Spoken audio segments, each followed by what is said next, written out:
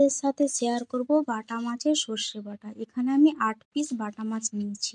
মাছগুলোর কানকোড়া কেটে ফেলে পরিষ্কার করে ধুয়ে জল ঝরিয়ে নিয়েছি। পরিমাণ মতন লবণ আর হলুদ গুঁড়ো দিয়ে ভালো করে মাখিয়ে নিলাম।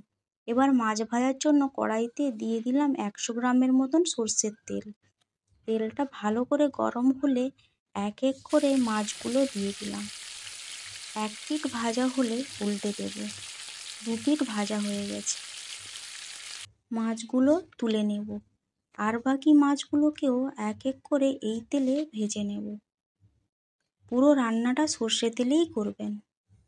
মাঝারি সাইজের 2টো পেঁয়াজ আর 1 ইঞ্চির মতন আদা বেটে নেব। আপনারা চাইলে শিলনোড়াতেও বেটে নিতে পারেন।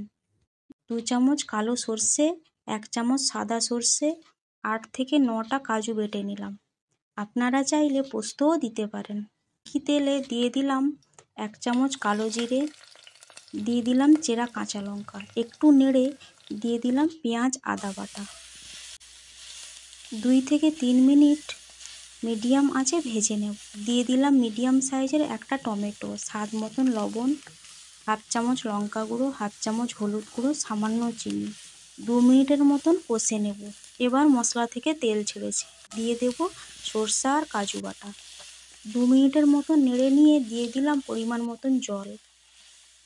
4 মিনিট ফুটিয়ে মাছগুলো এক এক করে দিয়ে দিলাম। 2 মিনিট ফুটে গেলে দিয়ে দিলাম চেরা কাঁচা লঙ্কা আর সর্ষের তেল।